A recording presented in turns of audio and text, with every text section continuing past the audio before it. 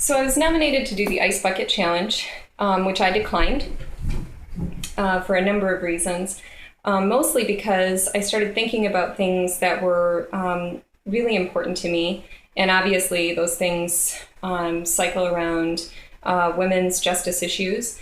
And I started thinking about this bucket challenge. And I thought about, I happened to be reading a story of a woman who had custody of her children taken away because she was having breastfeeding difficulties and her child was having failure to thrive issues.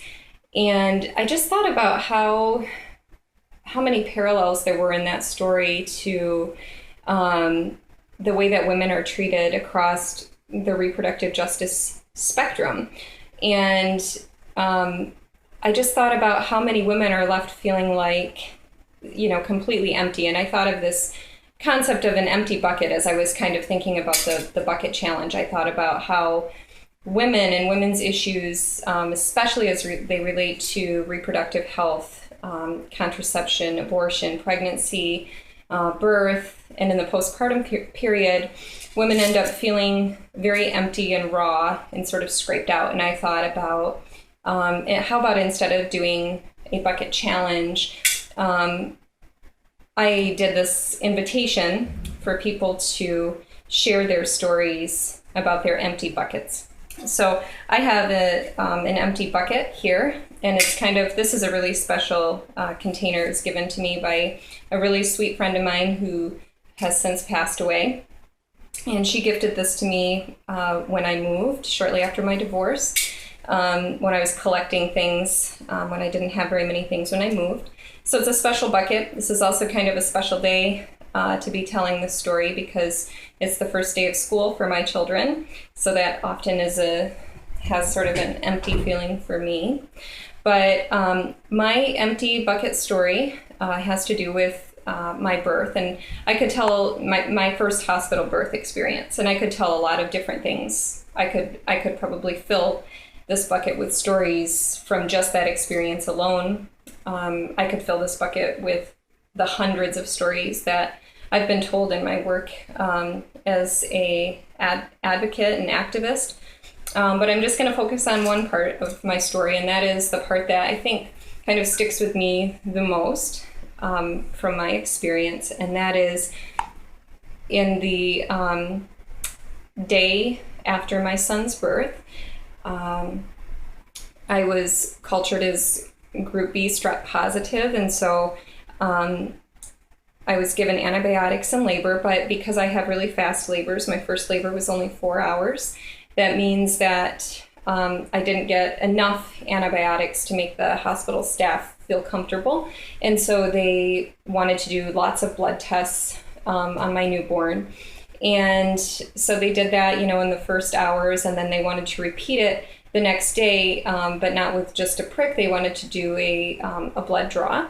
And my baby's father and I were just asking questions. We didn't want to be separated from him. We certainly wanted to be in the room when they did it. We wanted to hold him. We wanted to comfort him. And this was not part of their protocol.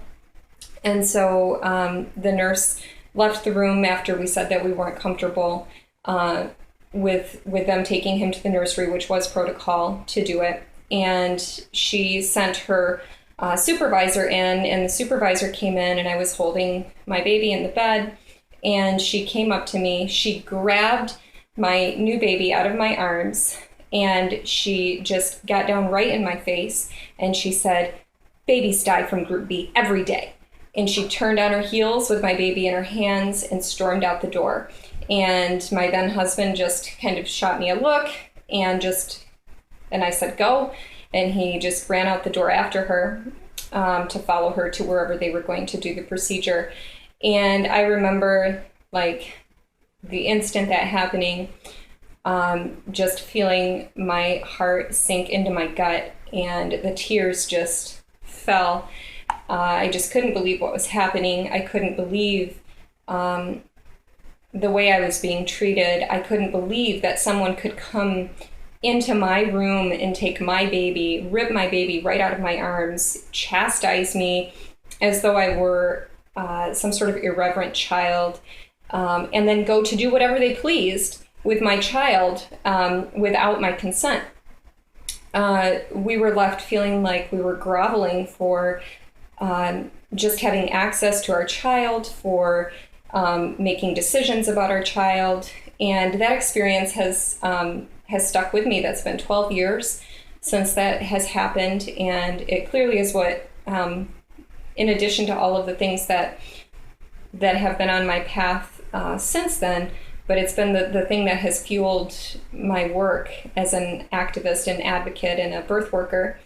And I hope that you will feel compelled to share your story. I think there are a lot of avenues to share our stories, whether it's through the written word, through different social media campaigns.